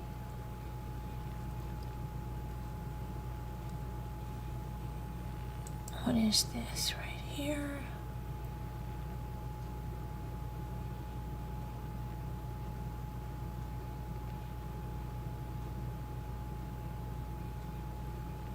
Okay, again, like Maricela, that's the other sister, Maricela Troconis, spoke directly to the Dulos kids. I'm sorry about what happened to your mommy, but my sister is not the answer, and I hope that when you grow up, you find your own means to know what happened, to seek for the truth, to seek for real justice. Okay, now I'd like to look into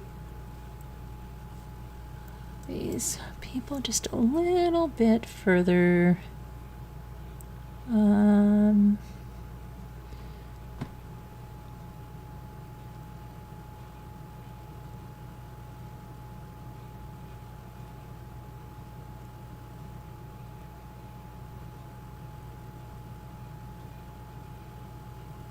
Let's see here.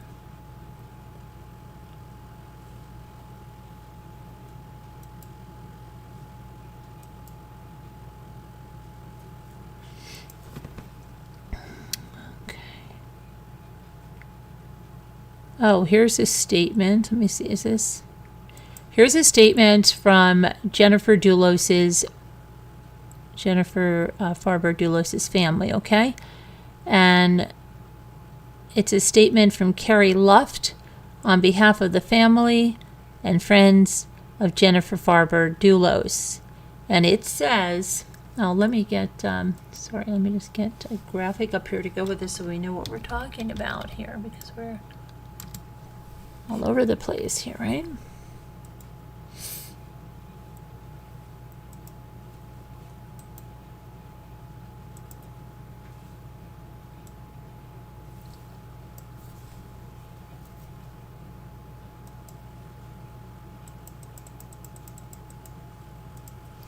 Okay.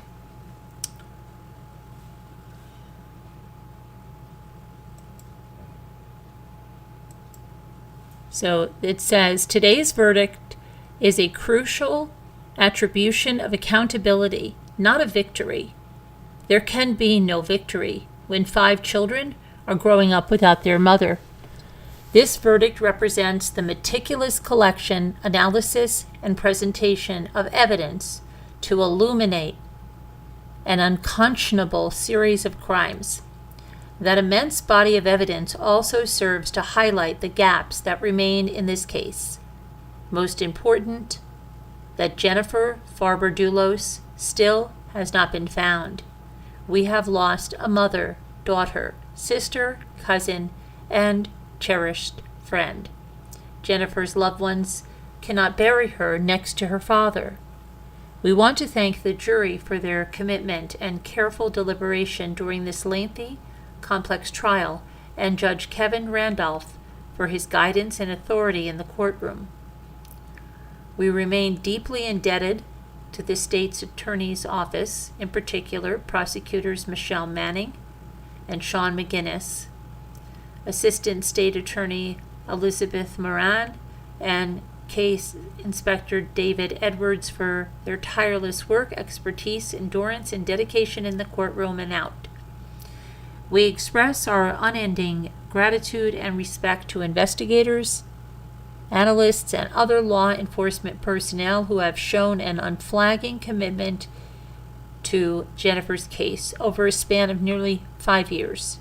We owe a special debt of thanks to those individuals, law enforcement and civilian, who testified at this trial and in its hearings.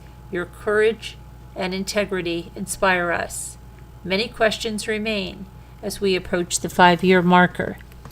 It is our hope that the resurgent public interest in this case might spur new, viable leads. In the meantime, Jennifer's grace, goodness, and light live on through her children and through the honor of her memory. We ask that you respect Jennifer's memory and the privacy of her family and loved ones at this time.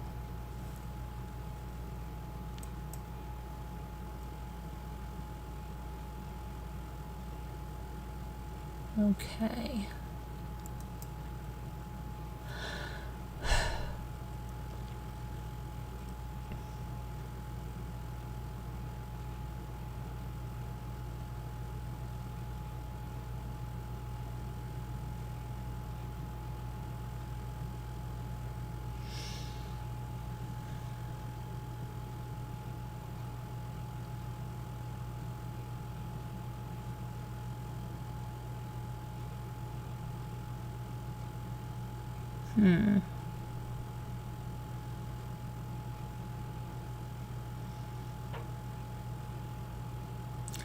Kent Mawhinney still has to have his trial.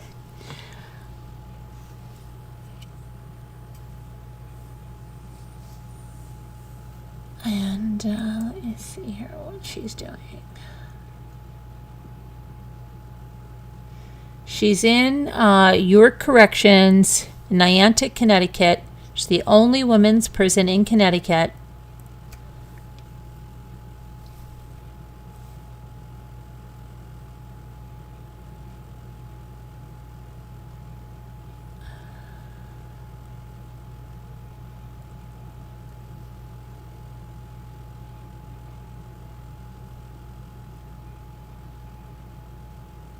And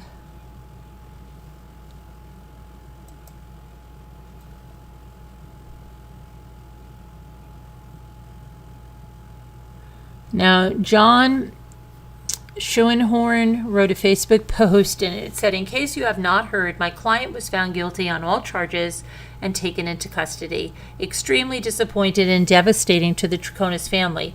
I will be filing motions for post-verdict acquittal and for a new trial. The fight is not over," according to him.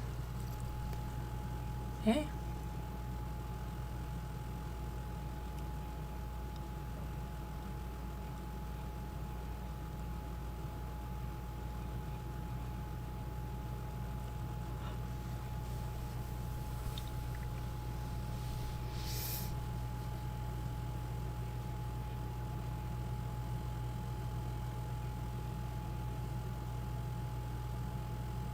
Okay, and to answer that question that the jury had, whether that she needed to actually touch the physical evidence, physically touch the evidence in order to be charged with evidence tampering, the judge said no, she does not have to.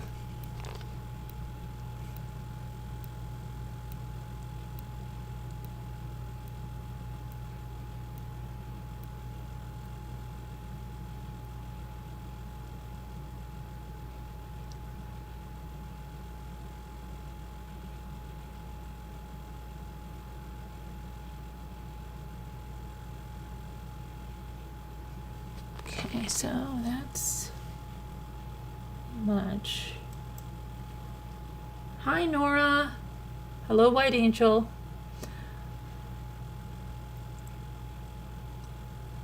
So, I mean, I don't know. Where's Jennifer? I think I don't know what, they've checked in places where he had construction. They thought that, he buried her under concrete or something. I don't know what, but you would think that Michelle would have taken some kind of plea, but I think it was her sheer arrogance that she could get off completely, and she didn't want to take any type of plea. Now I wonder tonight if she's thinking back that she should have taken some type of plea to tell them where Jennifer's body is, to tell them what happened in order, to have some kind of a lesser sentence, but she didn't do that. So she's in jail tonight. Let's take a look at where she is in jail, okay? Niantic, Connecticut.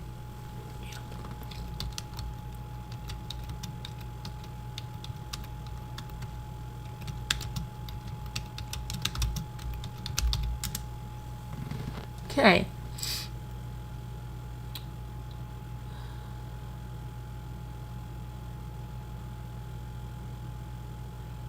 Let's see.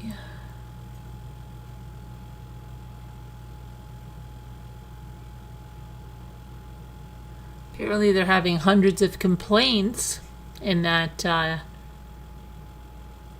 actually, if that's where she was taken, that's actually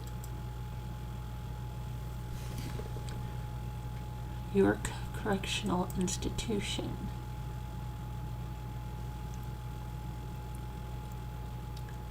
Let's see here.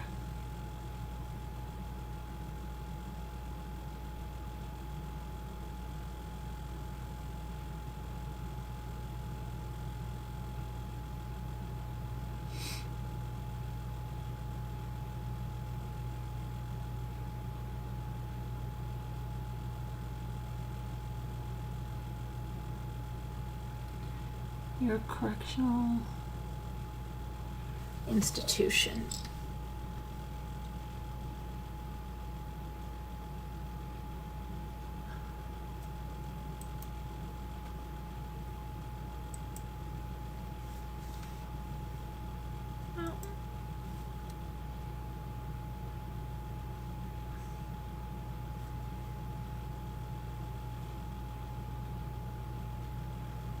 I don't think that is even,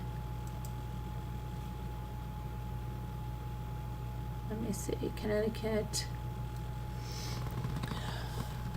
aims to maintain bonds. Incarcerated, a playground will be the newest tool there.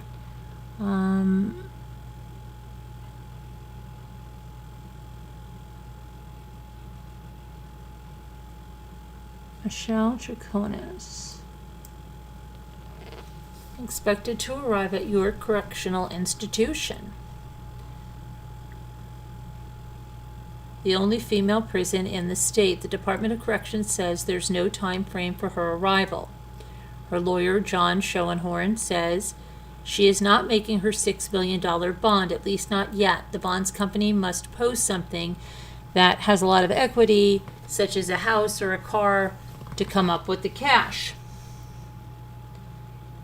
That's a big risk for the bonds company. Schoenhorn says she'll be there for the next few days, but expects her family may soon be able to post bond. It appears the amount is too high for the bondsman to be able to post without getting additional surety approval, so it appears she will not be getting out today.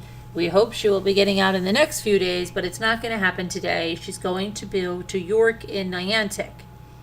Sentencing is May 31st, and she faces a maximum sentence of 50 years in prison if a judge decides to sentence her to consecutive terms.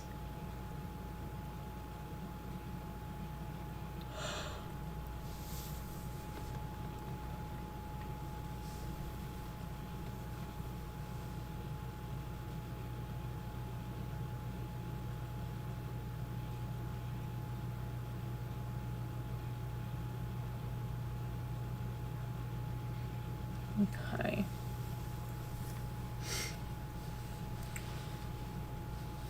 All right, let me take a look at what else is going on here.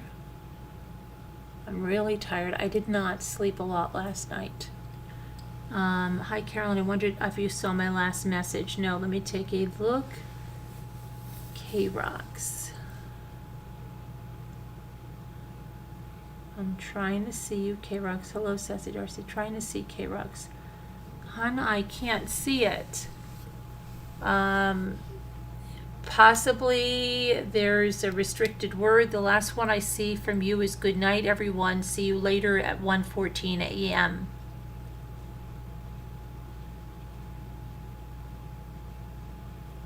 That's the last one I see from you. Okay, what I guess I'm going to do is trying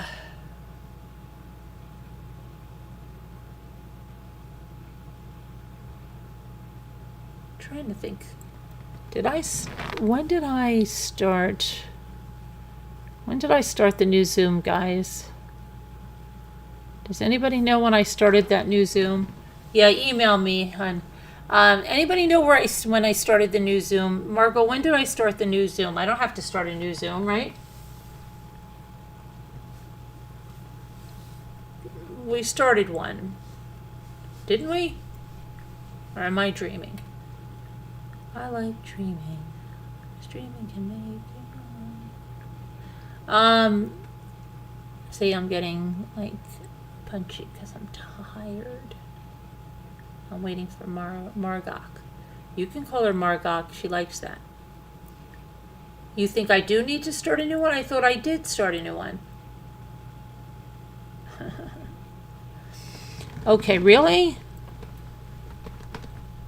I thought I started a new one. Okay, Linda, you were up most of the night too? Sweet dreams to you. I'm not going to be far behind you. I'm going to do our word cookie. For those of you that are new, we do the word cookie daily puzzle, keep our minds sharp and have a little fun. And that's what we do here to end our night. It's almost the end of March. Oh, my stomach is killing me for some reason. Okay. Let's see here. Stop.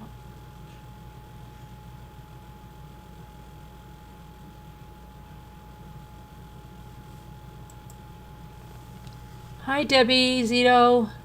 Mommy Rambler rocks the best. Hey. Thank you. Nice to see you. Thanks for stopping in. Appreciate it. Appreciate it. We're doing great. Okay, March 2nd. March almost over. All right. Steel and steel. Uh-oh. Okay. And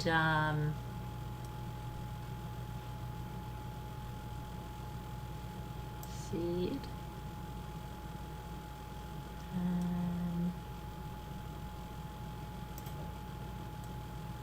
Lead. No.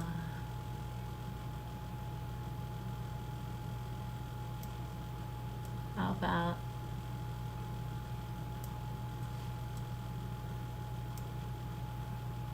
sleet?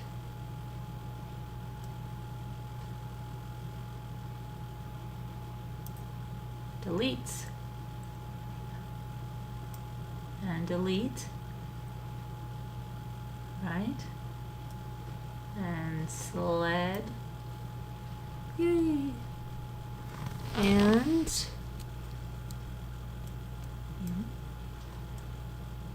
uh-oh.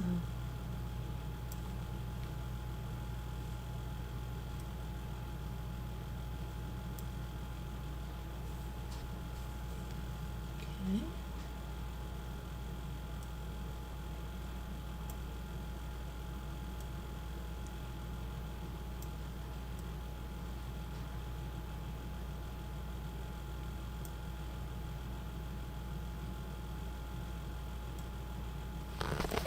Let's see here. We have no three-letter words here, so we have to figure out what this is. How about else? Else. Or else. How about tease? Teed. How about let's see, what else do we have?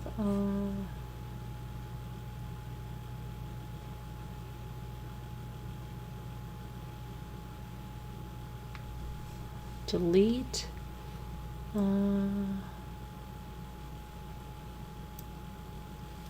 Lest I find you.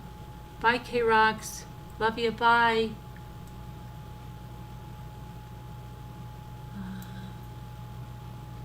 Okay. Let's see.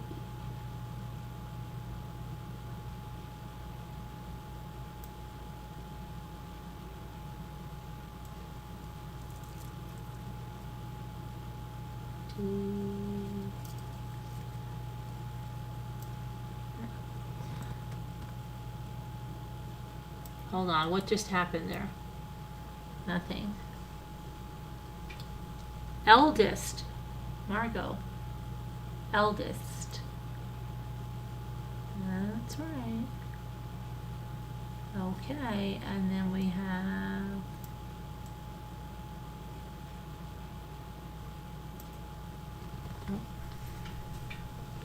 It's seed. So L E.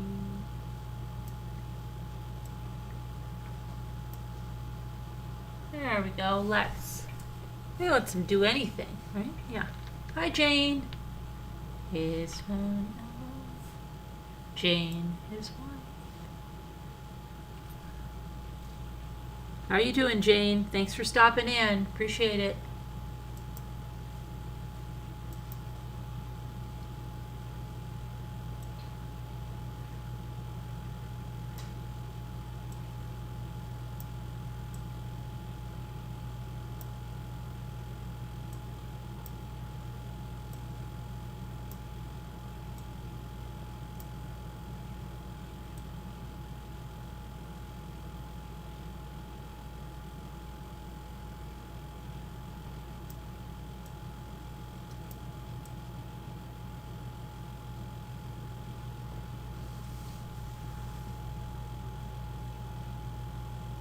What is going on?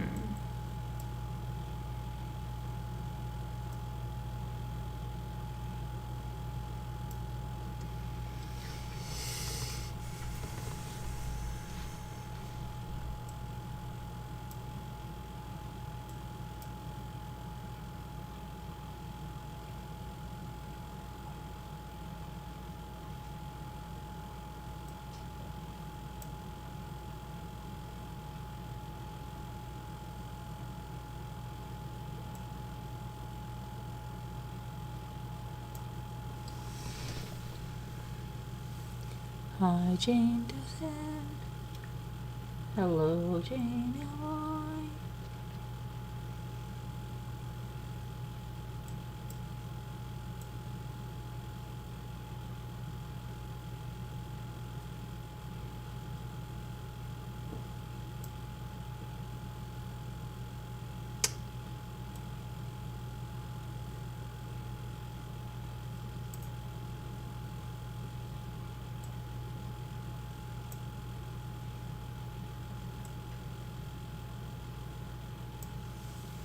There we go. Died. And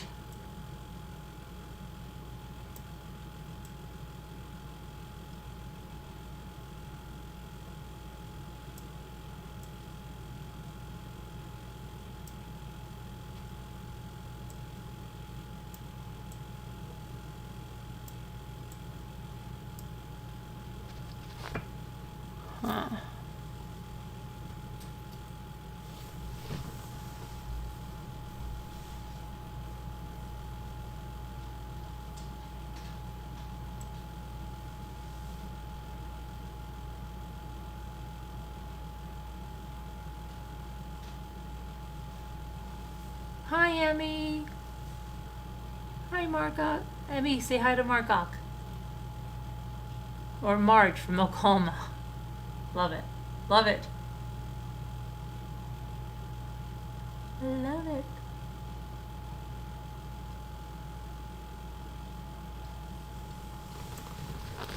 What's the last word so we can go? What's the last word? Who wants the last word? Who wants the last word? Remember somebody used to do that with the last word? That was so crazy. I get the last word. I just remembered that. That's so wacko. The last word. I forget who that even was. Oh, it drove me crazy.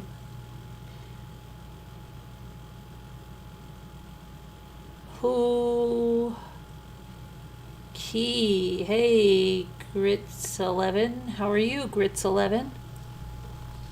A lot of new people in here. Key. Welcome, welcome. Yes, you're right. Okay, I'm going to say goodnight.